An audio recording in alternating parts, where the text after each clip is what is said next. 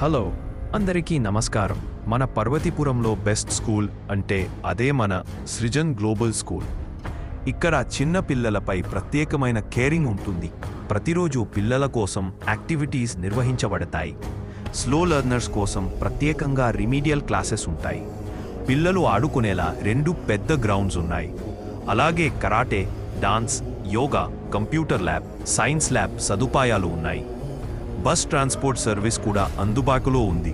పర్వతీపురంలో Shri Venkateswara nursing home వెనక